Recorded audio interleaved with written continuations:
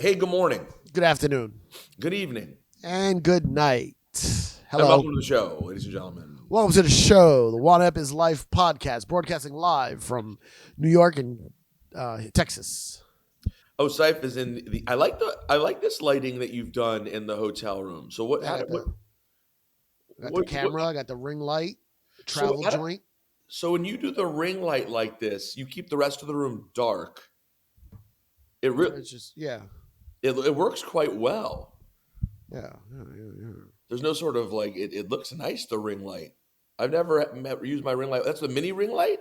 Yeah, this is the little shitty one that I had in my house that broke, and now the one I got in my house is bigger and better. The one I got in my house is the one Fat Joe uses when he does the Fat Joe show. You know what I mean? Wait, by the way, the Fat Joe show got so big. It's the biggest. So big. Does he even do it anymore? I don't think so. I seems like he does it once in a while, but I love how the Fat Joe show, Fat Joe, his camera angle is like this. He's like this on the screen, where it's just like the top of his head. Yeah, and no mic, so he's like this. Listen, this the biggest. And it's either, depending on if he's in New York or Florida, there's a Hector Lavoe painting or a Big Pun painting behind him. Oh, that's the delineation. That's what I think. This is me like just doing my Columbo detective skills. That's very good detective. Because I'll see him do the Fat Joe show and it'll be like Big Pun behind him, and then later on in the day on his Instagram he's driving through New York City. So I'm like, okay, that must be the Jersey house. Oh wow! So you're doing the same thing the criminals are doing. you're clocking them. Oh, bro. So, I went outside the other day to that French Montana party with Bobby Trent. We talked about it on the Patreon. You've been celebrating it for a week. So E Styles, DJ E Styles from Hot 97, showed me a video of this guy getting robbed in his G-Wagon, and the way they trapped him on somewhere in the Bronx. They pulled up in front of him, slowed down, angled the car, then they pulled up behind him and they ran out and robbed him. So I'm driving on the West Side Highway the day before I come here to Houston. This guy pulls up next to me, and he's in tells me, roll down your window, yo, and he goes, yo, you like that car?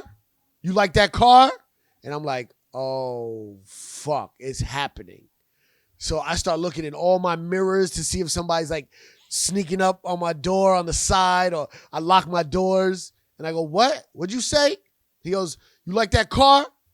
He goes, I'm thinking. I already know where this is going. I'm thinking of getting that. I'm thinking of getting one. So I went from super on guard mode. You know what I'm saying? Then I was like, I felt like I was being complimented. So I was like, oh yeah, I love this truck, bro. This truck is fire. It's rugged, but it's smooth. Like MOP. MOP, baby. And then they're never smooth. Sorry. Yeah. And then I go, he's buttering me up, and my guard goes back up. And then he goes, yeah, I want to get that. And I go, you ain't getting this one. You're not getting this one. And then his girl starts dying laughing, and I just drive off. Yo, by the way, I've had an experience similar to that, where someone's really, because that is a New York thing. Someone will pull up next to you and ask you about your car just for information. I've done it when I wanted to get a Wrangler. I would pull up to people in Wranglers like, yo, how you like the Wrangler? But it was like after I saw that story the day before, and it's like 2 a.m. You know what I mean? Yo, by the way, I got to tell you, I wonder, like it's very interesting. I accidentally brought up on the air this week that I got a new car, right? Uh-huh. I didn't mean to, because I didn't want to make a thing about it, because I just feel douchey, like hot. Listen, everyone who's listening to Juanette, you guys sign up for hanging out with us being a couple of douchebags. Thank you. And thank you, by the way. And by the way, and thank you. And patreon.com/OneUp is life. And we appreciate you. And God willing, your money not only is putting money in our pockets and thanking us, but hopefully getting Billy June out of squalor. You know what I mean? So we appreciate you. And I don't feel embarrassed to talk about like my lifestyle stuff here. But sometimes on Hot, And even on ESPN, I feel like if I'm too revealing, I just don't want to sound like a douche because, radio listeners are very regular folks. Like, I don't know who has what, right? So I'm like, it's a tough time these days. People are not doing well right now. Plus, we're about to go into a recession. Well, aren't we already in the recession? We're starting another one? I never know. So I didn't want to mention that I got a new car. And so I accidentally say it. And then Ebro, being a good radio host, could tell I didn't want to and starts pushing and being like, wait, what'd you get? Wait, what did you get? What did you get? Yeah. And now Ebro, Shawnee, and Cass are all guessing what I got. Right. And I eventually reveal that I got a little modest C-Class Benz. Oh, look at you. And they go, oh, you got a Benz. Oh, he got a Benz, blah, blah, blah. They embarrassed the shit out of me, right? I swear to God, they embarrassed the shit out of me. We do the whole thing. It's really funny. They treat it like a really big deal. We get off the air. It may be 10 seconds later, Ebro goes, yo, man, we got to get you out of that C-Class. Well, what are you doing? What? Wait, what's the C-Class? It's small? It's the small. It's the little regular sedan. It's what I had in a BMW, the 3 Series. It's the same in Mercedes. I heard Mercedes really takes care of their customers, though. No. Well, that's the thing. So to me, see, here was the funny part, though. So I know a C-Class. I don't know much about Benzes at all. When he asked me the other day, I couldn't even remember which class it was. But now I know it's the C-Class is the modest. We got to get you out of that C-Class.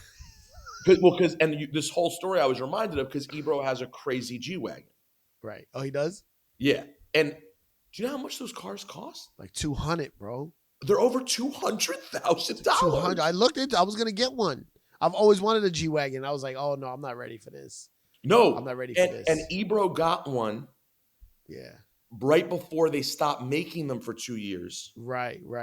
Ebro's made like 100 G's on his car. Shit. Because he copped it at there was already a waiting list when he got it, and then they stopped making them.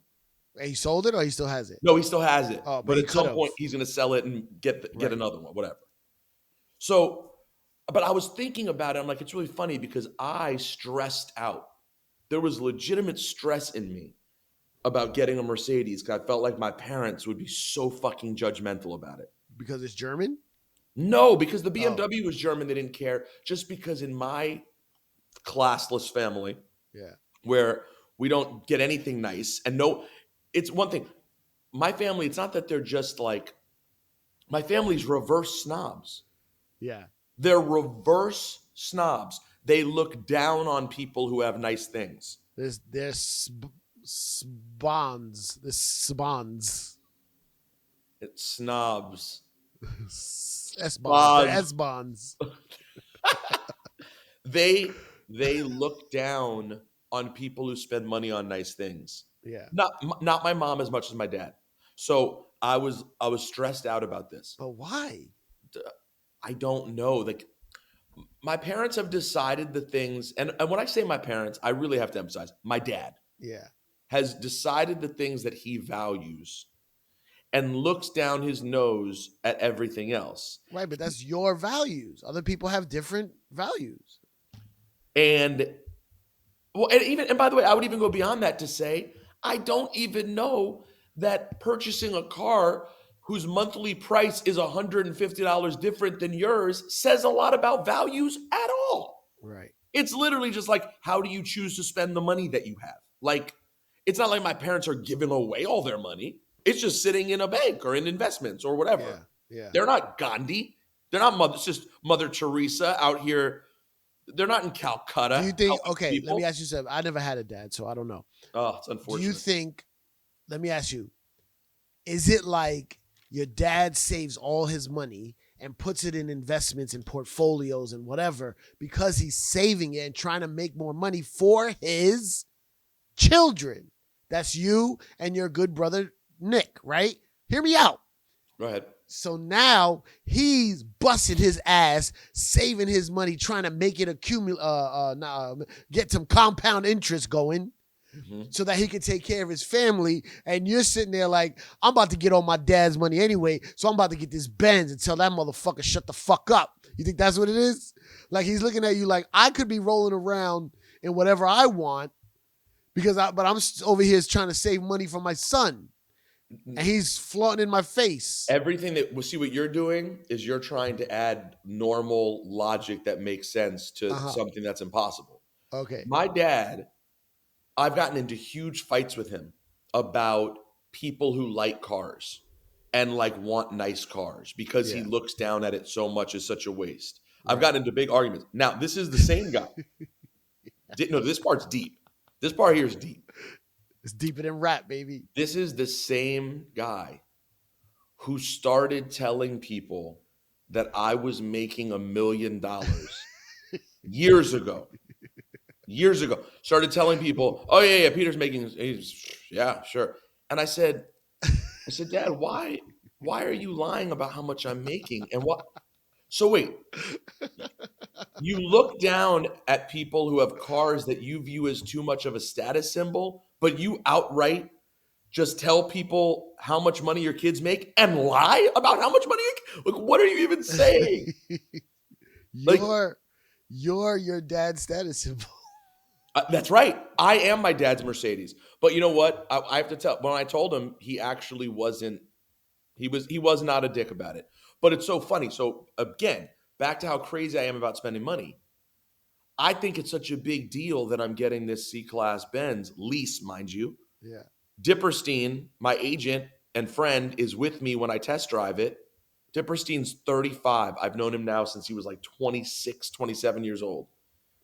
We get in the car. Dipperstein's like, oh, man, I had this car. I love this car. And I'm going, you had this car? You had it. Wait. I don't remember you having it. So that means you had it before I even knew you at 27 years old.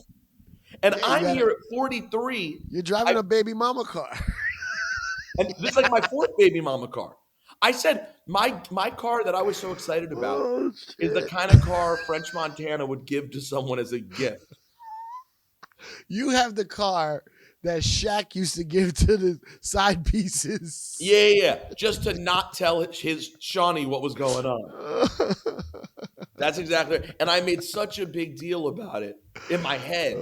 Yeah, because the logo's the same on the lower version to the higher version. Right. So in my mind, it does feel. Have you ever had a Benz? No. No. They do drive nice, and the service is good. I will say that. Jamal has a Benz, and he says they won't let him get out of it. So once you get in the Benz, it's hard to get out because they treat you so well. Bring it in. We'll switch it out. We'll swap it out. We'll figure it out. We'll get it. Get you in another one. Yeah, Dipperstein said the same thing. He said you show up to a Benz dealer, and it's like, oh, what do you want to eat? What do you want to drink? What can we blah blah blah? You show up to the BMW dealership. They're like, grab a fucking ticket. Good luck. Hopefully we'll see you when we see you. Right. As evidenced by the fact that the woman who I was dealing with from BMW, I told her I was in the market for another car, and I was talking to other places. The last time I texted her, she didn't reply. That's why I was like, I guess. My guy, my Land Rover guy, Cipha. He's on it. That dude. Oh my God, bro. That guy's the best. He's like the one of the number one Land Rover, Range Rover dealers in the country. He wins like awards, yo. In Paramus, New Jersey. If you want to get yourself a Land Rover, or I think they do Jaguars in there too. Mm-hmm. Woo! By the way, last thing about expensive cars, aren't Range Rovers dumb expensive too? They're not cheap. So I got the Land Rover Defender, and here's my concept. Not my concept. Here was my philosophy. This is COVID times. We're thinking the world is gonna end, right? So I had a Discovery, my baby mama vehicle, had the Discovery. It was a lease. So I was like, in my mind, I was like, I don't know if we're ever going to go back to work. I don't know what's happening. I'm going to take $40,000 from my savings that I fucking been hoarding forever like a lunatic. and just buy a Jeep Wrangler flat out. Because in my mind, I'm like, I'm going to get a cheap car, put some dope tires on it, put the lights, make it look dope. So because listen, I hate to say this, but the business we're in, there is something about your image and what you roll up in. It's just a fact. You know what I mean? See, people will treat you differently depending on what you roll up in. So, because I was looking at the Telluride, which is I think is it a Kia? I believe it would be called a Telluride. Telluride, yeah. That truck is fire. Okay. It's either Kia or I think Hyundai. Kia or Hyundai, one of those. Those two I keep in the same class. The truck is fire. I actually drove it. It's fire. It's a Kia. But I was like, I can't roll up in this. I can't. You either could roll up in something old and classic or got to be, and I hate this about me. It's only with cars because that's what people see you in. So it's like, but a Wrangler is respectable. I did not know Wranglers was so much money. No, it's dumb. Bro, the used ones are like $5,000 less than brand new because apparently Wranglers don't lose value. So I'm thinking I'm gonna get a Wrangler, put a couple of extra dollars in it, make it look like kitted out, so it looks like I purposely got this as one of my vehicles. This is also COVID times. I wasn't making money. I was nervous, like blah blah blah.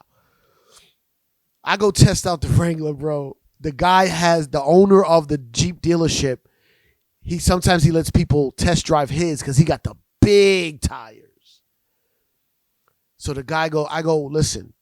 And I didn't want a car payment because I had the Escalade for so long. I had no car payments on it, but I spent too much in repairs because it was a fucked up truck.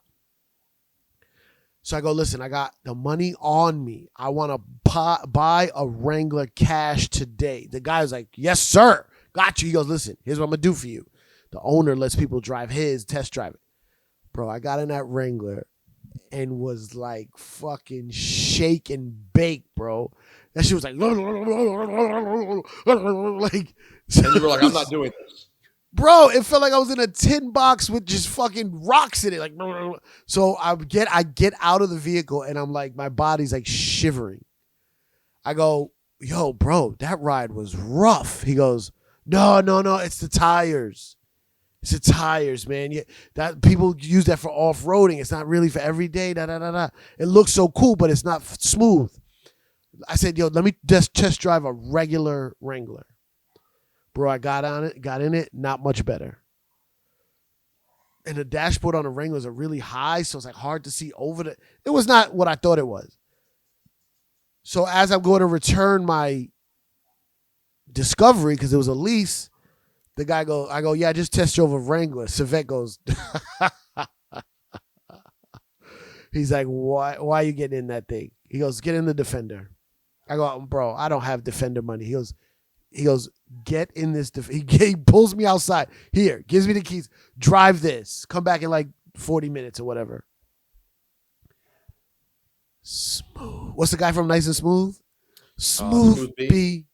Smooth B. B. Bro, it was but it looks rugged though. And mind you, not all my life, but my adult life, I wanted a Range Rover. I love Range Rovers. This Defender was like a Wrangler, but with a Range Rover feel. Yeah, that's hilarious, by the way, because you fancied yourself. You were like, yo, Wranglers are cool. I could picture myself being cool in a Wrangler. Yeah. And then you got in and realized, like, I'm not this kind of cool. Nah, I'm not. This is a different type of cool. This is not me. It's not me. I want smooth. Because that Discovery made me get used to luxury. So anyway, whatever. Like you were saying, though, I felt weird spending that money.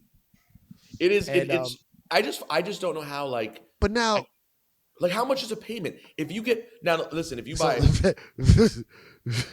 like, if you get a $200,000 car, if you either pay for it outright, which is insane to me, I could never do it. Never do it. Or you're paying a monthly. Yeah, but a $200,000 car, the monthly's like $2,500, $2,000, $2,500. I guess in my brain, I will always feel like I will always think about my first lease. Yeah. An Accord. of like $2.99 a month or whatever it was. And in my brain, I go, okay, if you want to get a real basic car, $300 a month. You want to get something pretty nice, $500 a month. Yeah, 5, 7.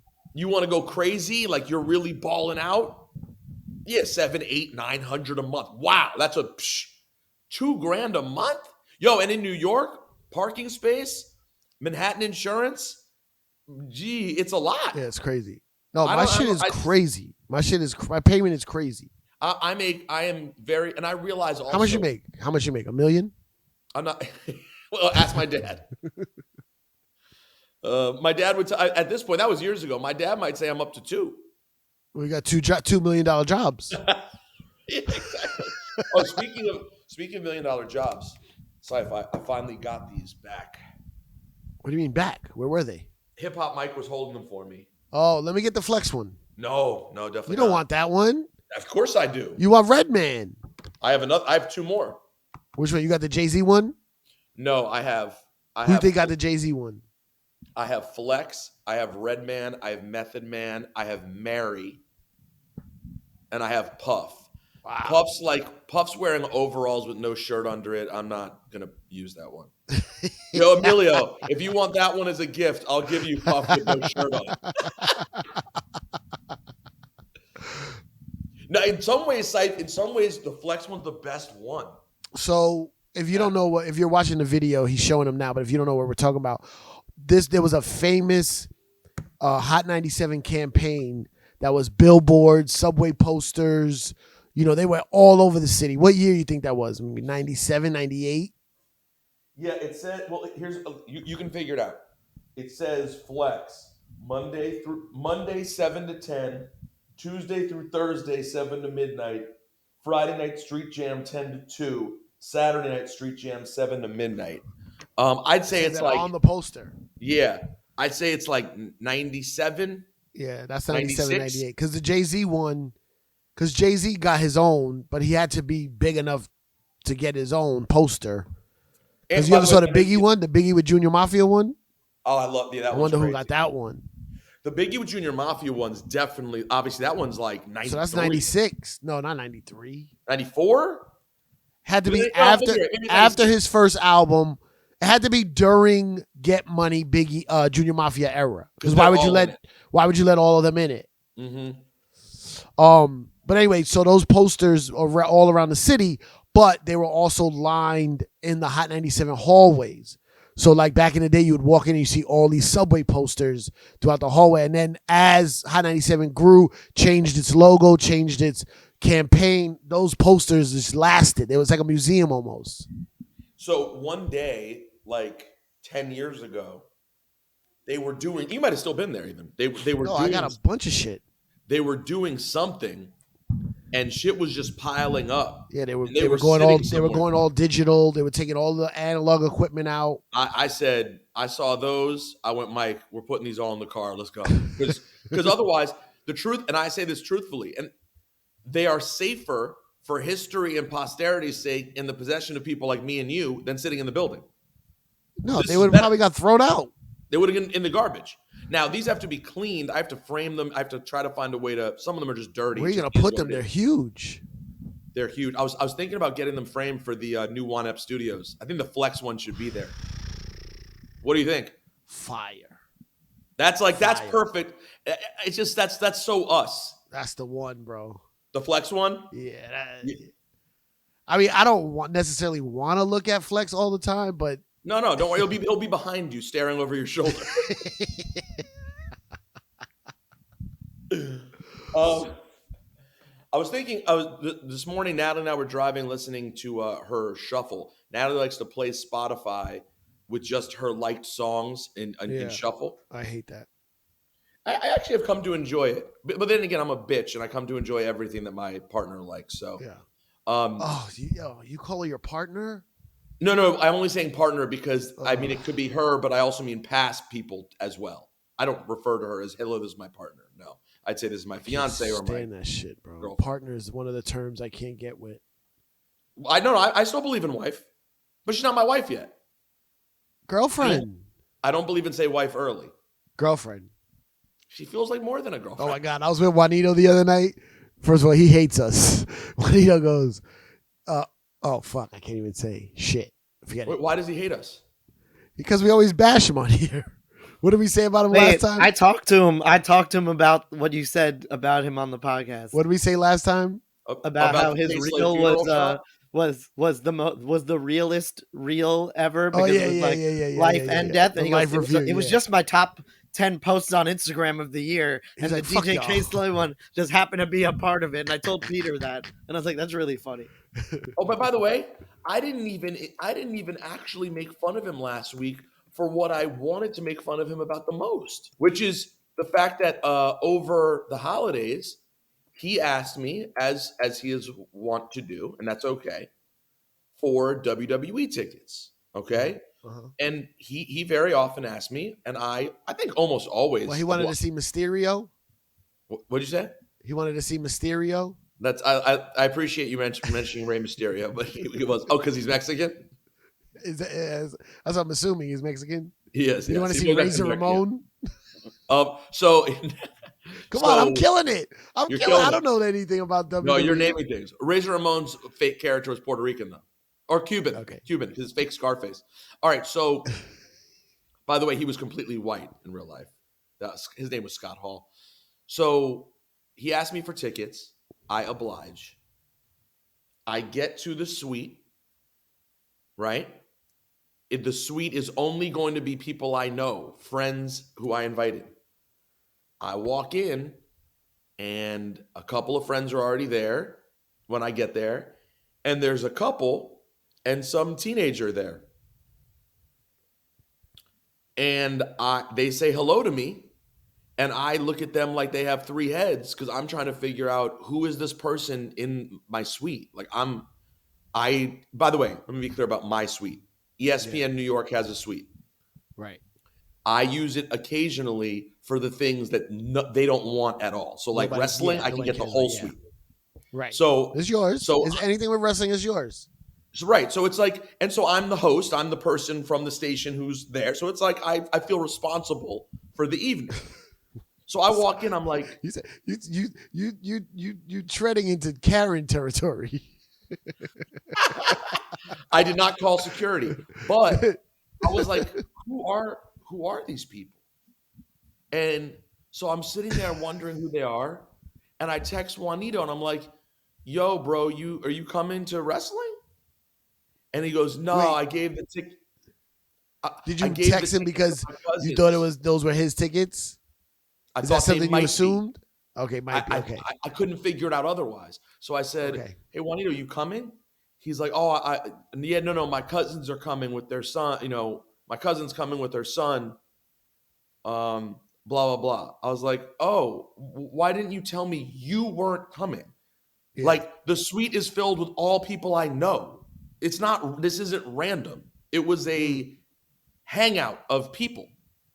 And it turned out totally fine. They were absolutely lovely people, of course. But John, you're just a fucking weirdo. You tell someone, yo, I'm giving the tickets to so-and-so. Don't you agree, Si? Did he know they were for a suite? Maybe not. Maybe I didn't say they were for the suite. If he didn't know they were for a suite, it's an honest mistake. If he knew they were for a suite, then he did some grimy Mexican shit.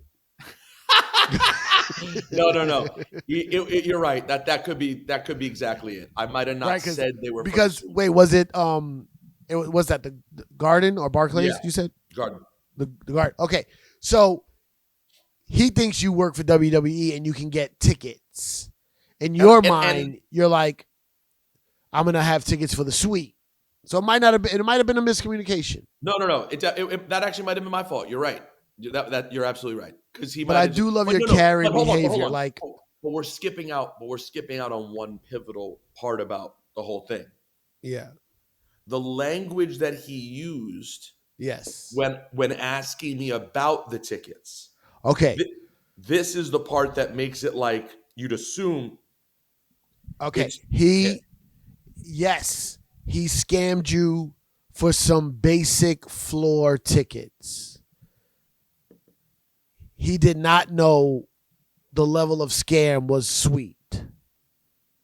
Because his cousin was probably like, yo, pero Juanito hooked it up. Juanito hooked it up. We in the suite, bro. Yo, my cousin, my primo Juanito hooked it up. Okay, here's the language. Yeah. On Christmas, I hit him up. On Christmas. Oh, look at you, because he's Mexican. I go, you need tickets tomorrow? He said, yes, if you can swing it. If you need them for someone else, it's cool. I said, how many would you need? He said, if you can do 4, that would be great. It would be good. Here's the part. It would be good to keep these kids busy during break. Again. Who What gives kids? a fuck? Because, listen, it's Juanito. He might have thought he told you it's for his little cousins or whatever. So if he's thinking he told you that, now we're just in the realm of him assuming you know what it's for. Look. You can't see him if you're not watching YouTube. He's going back through the messages. He's going back. Yo, you look like such a Karen right now. I'm looking closely, Mr. Juanito. No. This just comes down to the language. Yo, this is all about that John. Ever since he fell head over heels in love with this wonderful woman, he's been in this like dad mode where he's always referring to the kids. Yeah. In this case, he's now referring to these kids, and it's not even about his girl's kids. It's other people's kids. See, I've told you this before, though. When you deal with Juanito over text and Billy June, you have to not read it in your voice. You have to put their voice on in your head. So Juanito's like, yo, these kids, you gotta take care of them. And then my response should have been, which kids? Yeah, your faux stepkids. Yeah, because that's one thing. Or your 6-year-old uncle. So when Billy texts you, you read it as, hey, Cipha, what time are we doing the podcast? When Billy texts me, I picture a frantic, like, I gotta call you right now. But by the way, Billy's texts do feel completely frantic all the time. Yeah. Everything seems like an emergency, and you don't know, and nothing's an emergency. Nothing. What's going on in hip hop? Was that your transition? I mean, we gotta. Nobody. Who cares? All right. So all of this was to say, we were driving around, and we were listening to. I forgot there was a start to this. There was. We were listening to the playlist, the liked songs, and you may have heard of this little ditty. Oh, I love this. It's called Notorious Thugs by Biggie Papa, featuring Bone Thugs and Harmony. And I realized I wanted to pull up the lyrics because I realized how ridiculous it is. And I think this is fucked up. And I want to know what our listeners say. Oh, speaking of Biggie, I saw at the airport. Oh, what'd he say? Lance Rivera. When we ran into him, after that, I texted with him and he said he was down to do one app. Yeah, he said he was down. He said just call him. And by the way, so Cipha and I are recording this on the weekend, January 7th. Less than a week from now, Cipha. Yeah. First in-studio interview for Juan baby. It's going down. We got it. We did it. All right. So Bone Thugs. I started realizing how shitty it is that I believe, and you tell me I'm wrong. Oh. East Coast hip-hop snobs like us know every word of Biggie's part, basically. And then afterwards, just think it sounds like this. And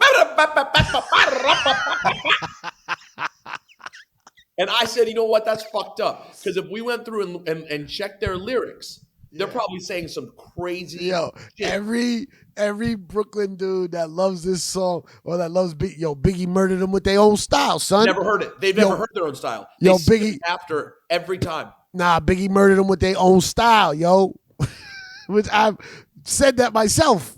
Right. Meanwhile, you hit skip every time Biggie stops rapping. The second Puffy goes, "Please forgive me," or whatever he says in the ad libs, you go, dip. You don't even hear Bone Thugs. And it's disrespectful to Biggie, who wanted Bone Thugs on the song for a reason. Nah, I remember I didn't like Bone Thugs back in the day. And I remember, Bone Thugs is okay.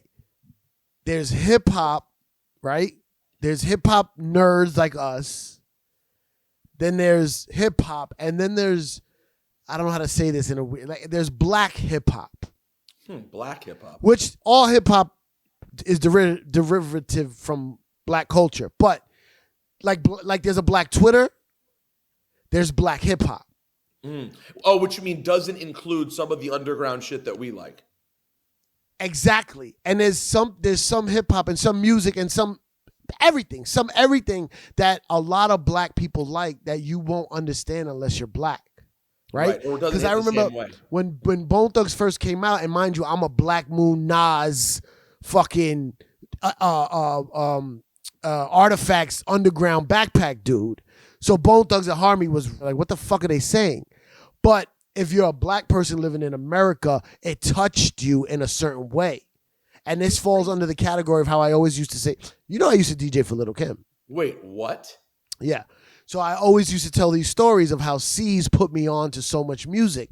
So I remember being on the road with Lil' Kim and C's and them playing Bone Thugs and Harmony. And I'm like, what the fuck are you listening to? And they was really into it. And then I remember when they said, yo, Big just did a song with Bone Thugs and Harmony. I was like, ew, why? That's Biggie. And then, well, look what came out of it. So, because, the first thing I ever heard was, of course, this little ditty right here that you may be familiar with. Wait, this is the first one you heard?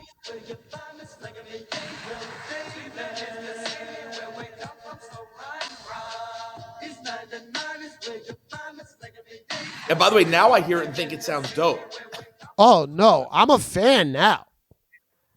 We're not against rappers. Uh-huh. We are against those thugs.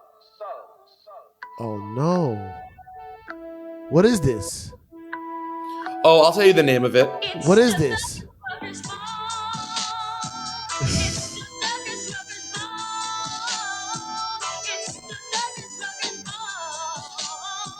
Okay. In fairness to us being snobs about this, you have to admit the chorus is very 90s parody of rap. I love it now. But I love it now. But at the time, I'm just like, really? It's just some girl singing the thuggish, ruggish Bone? What is she even talking about? Yeah. What is she talking about?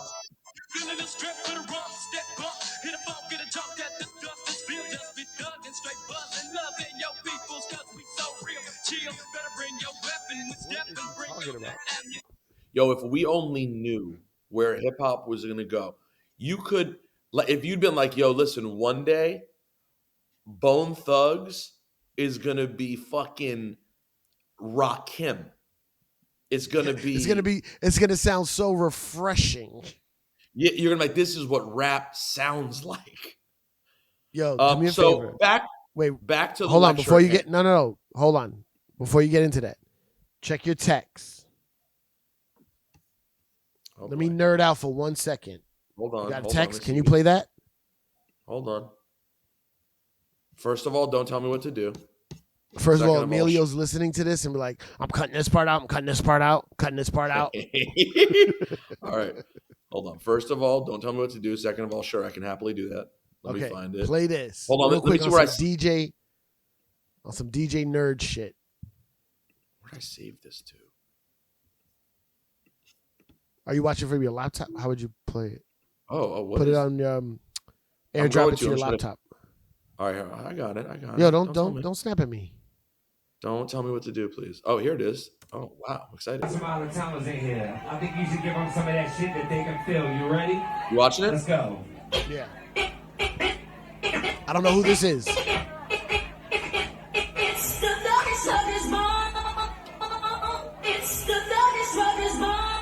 Anybody from Cleveland in here? Anybody from Ohio in here? It's the Nuggets Ruggers Mom. It's the Nuggets Ruggers Mom. Ready? You ready for it?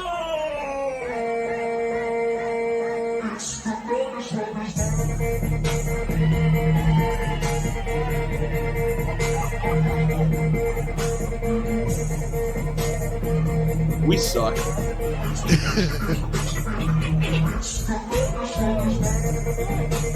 Yo, come on, bro. Being transformed, by the way.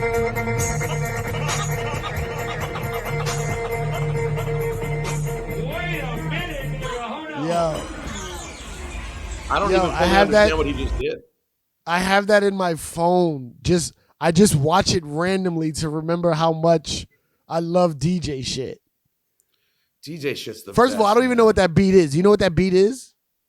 I think wasn't that Future? Y'all better move that dope. I don't think so. Was it? We got some out of towners in here. I think you. One more time.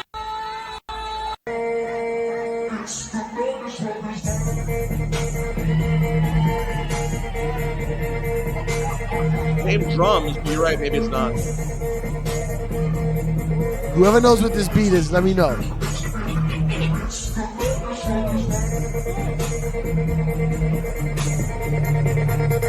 Fire. That's dope. That was really dope. Okay, so go ahead. All right, here we go. So let's listen. Where else I want it? Let's listen to. Joe Budden never plays random DJs. It's Bone and Biggie. Uh-huh. Well, you see in parentheses, we gon' rock the party? What? I never heard that part. Did they actually say that? Let's ride. Get high. Uh-huh. This is a lake of fire right here? I never heard that part. I don't hear that. What are these people saying?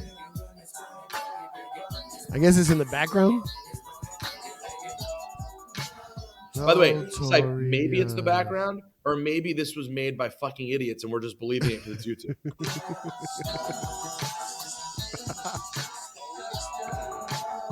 Is this actually somebody wrote out the lyrics of Devil Worshipping with Biggie and Bone Thugs? Right.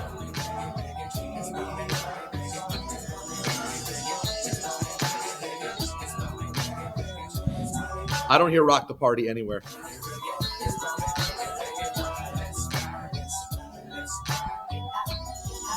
The Let's Ride, Get High ad-lib is fantastic. All right, here we go. What? Armed and dangerous. Ain't too many can bang with us. Straight up, we no angel dust. Label us notorious. Thug ass niggas that love the bus. It's strange to us. Y'all niggas be scrambling, gambling. Up restaurants with mandolins and violins. Real quick, mandolins. Aren't mandolins what you use to like cut vegetables or something? Oh, I thought mandolins were little guitars. Oh, mandolin's a little guitar? But no, why would he say, yeah, mandolins are those little guitars, like the Godfather. Bring, bring, bring, bring, bring. Oh, but bring, a mandolin bring, slicer is a man. No, hold on. Because he said violin, so I'm thinking he's talking about mandolins, the little guitar. Yeah, but what if it's a fancy restaurant? Yeah, there's a mandolin guitar. So maybe he double entendre'd us. He might have double entendre'd us. He might have entendre'd us. Don't even ask him how. We just sitting here trying to win, trying not to sin. High off weed and lots of gin. So much smoke, hold on, pause it.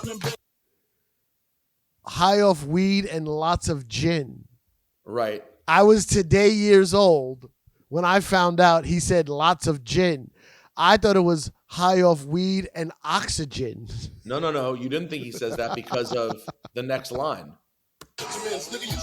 He says so much weed need oxygen right after. I didn't even know that said oxygen. You didn't know the second one was oxygen? I thought the first one was oxygen. Knew what this game would do to you. Been in this shit since 92. 92. Short coat. I like this part. Oh, hold on. Pause it. Is it so-called beef with you know who? Yes. Oh, I always thought he said sure caught beef with you know who. You did? Yeah. Oh, I thought he was like a little sure caught beef with you know who. I always thought it was so-called beef. And at the time I remember thinking how fucking cool I thought it was that he framed it that way. Like so-called beef with you know who. Didn't even say it. Remember when this came out, Tupac was already dead. When it came out, but now when he recorded it. Do we know that? Yes. So you think he said you know who because he was still sort of he was existing. not answering it, yeah. Remember, they made a deal not to talk about it. Yeah. Oh, so that's where the you know who. So I thought he said short court beef with you know who. Fucked a few female stars or two. I thought you said something about short ribs and beef. Short ribs and beef with like he went out to a meal. Sorry. Hold on. As we continue on. Then I blew like niggas do like my shit, not to be fucked with. Motherfucker better duck quick, cause me and my dogs love the buck shit. Fuck the luck shit, strictly aim. No aspirations to take the game. Spit your game, talk your shit, grab your gap, pull your clip, squeeze your clip, hit the right one. Tap that weed, I got to like one. All them niggas, I got to fight one. All them hoes, I got to like one. Our situation is a tight one. What you gonna do? Fight or run? Seems to me that you'll take me. Roll the big nigga down slowly. I'ma tell you like a nigga told me. Cash is everything around me. Shit, lyrically, niggas can't see me. Fuck it, buy the coke, cook the coke, cut it. Know the bitch before you call yourself loving it. Nigga with a bench. Know the bitch before you caught yourself loving it. What did he say? Know the bitch? No, that's what it says here. Know the bitch before you caught yourself. Here, the next line is for you.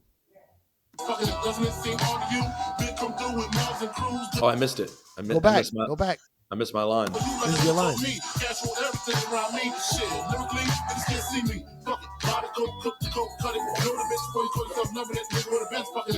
Oh, I'm the N-word with the N-word with a Benz. Fucking it.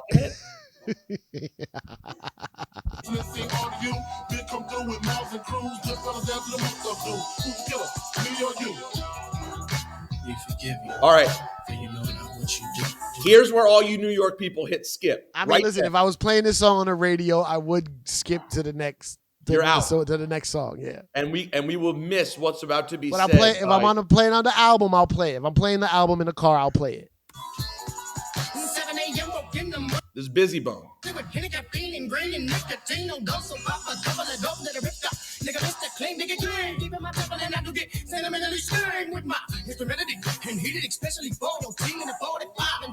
I gotta tell you, Sai.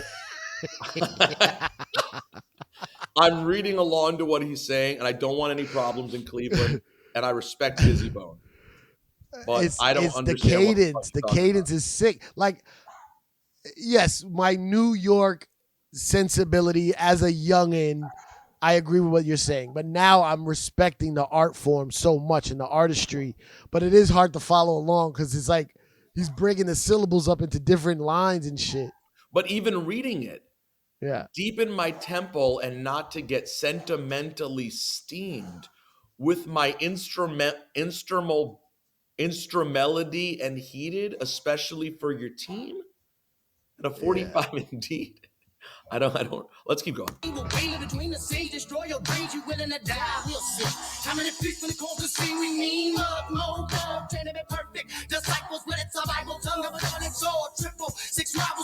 Oh! This is the beef with 3-6. Oh, this is the beef with 3-6. Oh, what did he say? At the time, what did he say? You willing to die? We'll see how many flee when I cause the scene. We mean mug, mo thugs, train to be perfect disciples. When it's survival, tongue is a double-edged sword. Triple six rivals, spitting fire. This the real truth, bitch, breaking out for lies. Oh, okay. I don't know.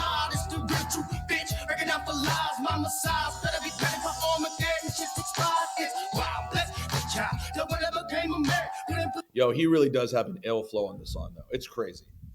I don't understand everything he's saying, but I underrated for a long time how sick this is.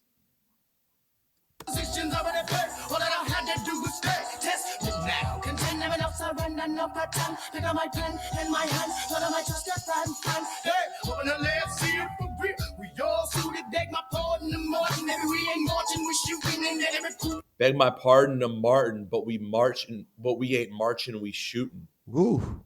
Okay. Wow. I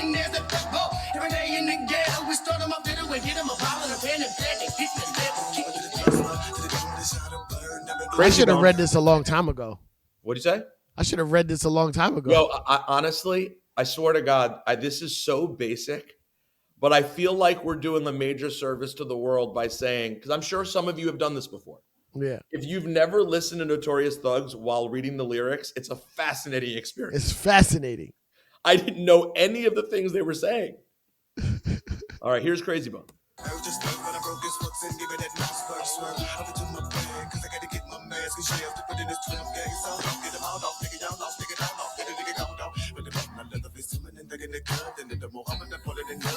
Crazy Bone's very interesting as a rapper, by the way. Crazy Bone, he did my improv show once. He did? He told, in LA. He did it with oh man, why I'm disrespecting. What's our man's name that runs with them? Steve. Oh, Steve LaBelle? Steve LaBelle, he brought him. And he told a story of this, how they did this song. And he told a story of like working with Tupac. Oh man. Fire. By the way, we should reach out to LaBelle sometime. He could help score us some great guests for 1M. Oh, he got me every guest I ever had in LA came through Steve LaBelle for my improv show. He got me Corrupt, Be Real, Exhibit, Crazy Bone, a couple other people. Here we go. By the way, we need Exhibit for 1M, Cipha. Yes. Big time. Yes. And the Licks. And the Licks. We've been saying that forever. The Licks did Drink Champs though. That's why I get upset. It's okay. Well, ours will be different. No. I'm upset.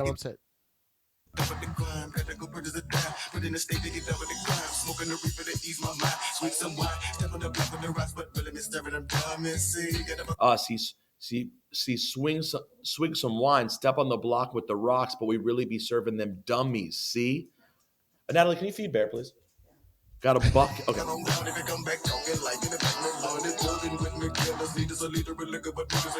What? If you come back talking like "Give me back my money," thugging with killer. It's when you read it, you can't believe these are the words being said. Are we losers? Yeah. Yes. Regardless of what you're referring to. Yes. maybe like we're really dated as hip hop snobs, and the people listening right now are like, "What? You didn't know the lyrics to this were fire?" Like maybe we're washed. But I don't know the lyrics to anything, so that's just what it is. Everybody knows that.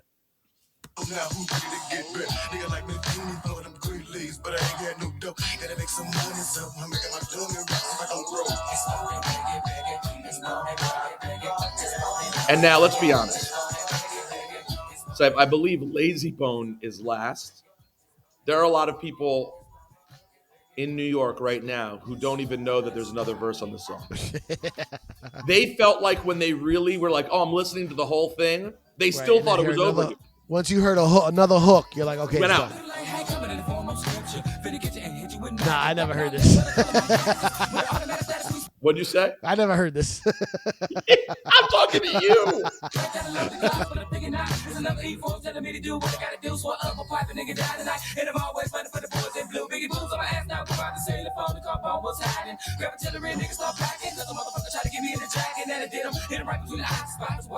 Oh, the last line is my favorite. What'd you say? Towards the end, that's my favorite.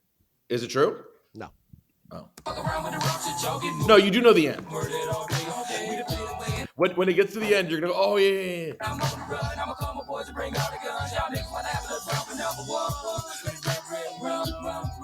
Oh yeah.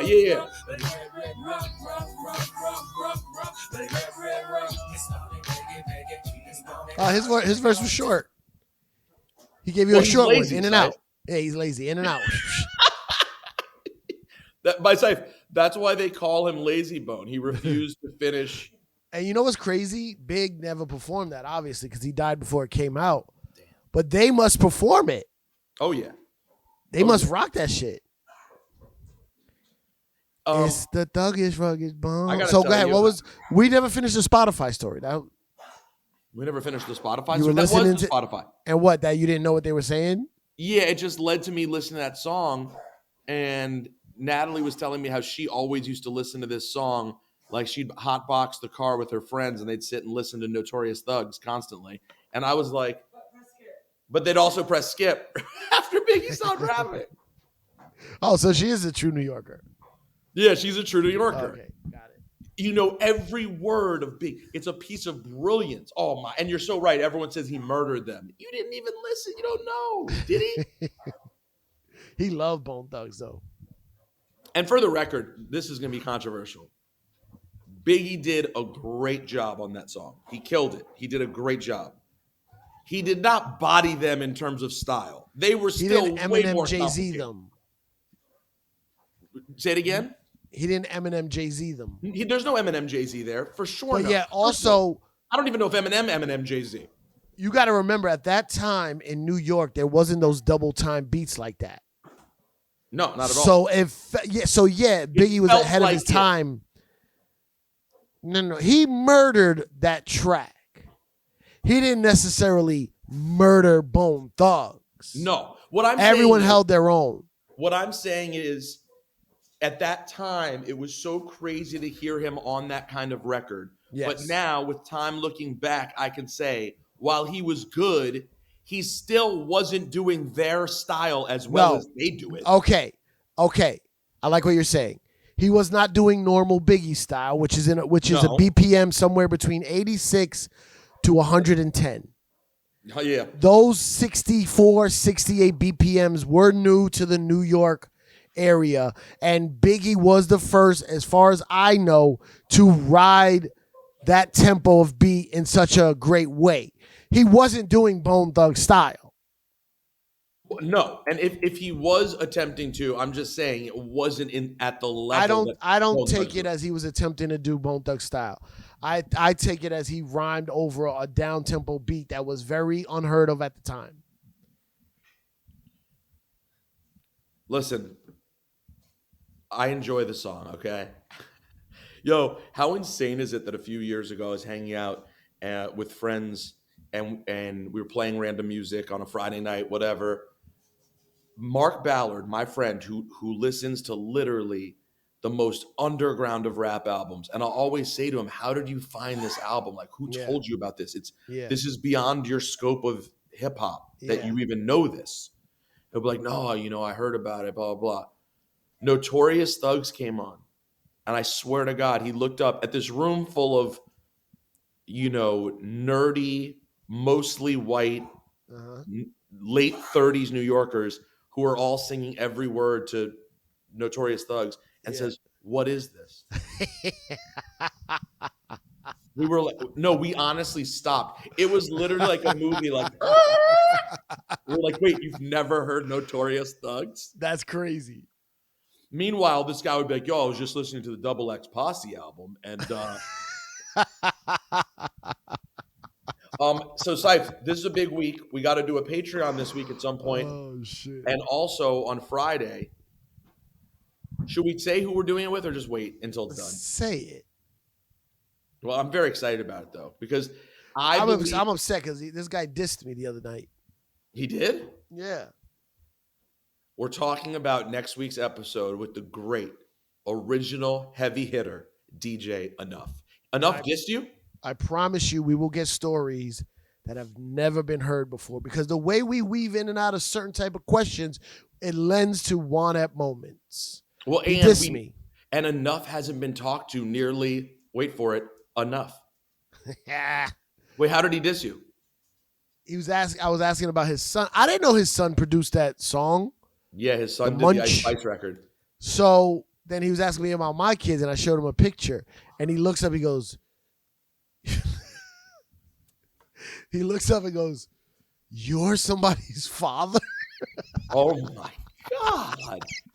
Type, that wasn't a diss. That was an absolute indictment of you as a human being. That's my character. And he goes, "You're somebody's father." Because, by the way, I guess Enough's kids, how old, about 18? No, he's got to be 20. 22? Oh, yeah, you're right. 22? Yeah. So Enough had a kid for mad years while you didn't have kids. Yeah. I saw his kid grow up. I saw Angie's kid grow up. Angie's kid's super grown up. By the way, I'm so glad that Angie's little startup podcast is taking the strides that it has, She was able to work and claw and get a small interview with fucking Kim Kardashian. I can't believe people like this. Oh my God. I'm just going to interview my friends like Gabrielle Union and Kim Kardashian. I hope people take to it. She got Kim Kardashian. Kim Kardashian is making the urban run because of Balenciaga. It seems like she's doing an entire podcast run. Oh, for what? What was the other one she did? She did Gwyneth Paltrow. Yeah. She did. But what is she promoting? Her Skims? Is she promoting anything in particular or no? No. No, I think she's just like I feel like she's just building her brand away from Kanye. Yeah, I think it's a Kanye separation move, like a Kanye, Balenciaga, also her little fucking half sisters are destroying her. Sorry, who did? Her little half sisters. Oh, are they destroying her? Aren't they more popular than her? Make more money? Is Kylie more popular than Kim or no? What do you think, Natalie? Natalie's a fan of the Kardashians. What do you think? Don't say that. By the way, Kim is the OG. Kim is the OG. Kim's the OG. What do you think? Who's the most popular Kardashian? So for me, I think Kim is. Kylie's just popping with the kids, and obviously on social, she's like the second most followed person or whatever. Yeah. All the kids are on social. They're more interactive, I'd say. Kylie once posted me on her Instagram page. I used to be someone. Ow. I used to be someone in this town. All right, the second the Kardashians came up, Amelia wrote us, "Let's rap." I think you're right. That'll do it, everyone. We'll be back with DJ Enough and a Patreon in a couple days on patreon.com/OneEpisLife. Cipha, have fun in Houston, Texas. Man, shout out to all the people that came through to Houston, Texas. The 2 shows last night were fucking amazing. And tonight the guy called me. He's like, please stop telling people to come. We're sold out. We're oversold. It's going to be nuts. It's going to be fucking dope. And then next week, I'm doing Monday and Tuesday in DC with Mo Ammer. Wednesday, we're at, I think it's called Mr. Sandman's in Richmond, Virginia. Okay. Something Sandman. And then Saturday and Sunday, we're back at the DC Improv. Mo had to break it up because he's winning some award on Friday, or I don't know. Anyway, so we'll be in DC. So any One Up fans in the DC area, I think it's sold out. But if you're a One Upper, I will try to sneak you in. So they need to hit you. Hit me. And listen, at the very least, he may not get you into the show, but by the end of the day, you will be part of his cult. You can join the cult. Oh, and listen, follow us on YouTube, subscribe, and all that shit, like our shit. But also follow us on Instagram. Oh yeah, like our Instagram is not where it should be for the amount of people that like the show. So do me a favor, follow us on Instagram, and we'll see you next time, man. Peace and love. And blessings.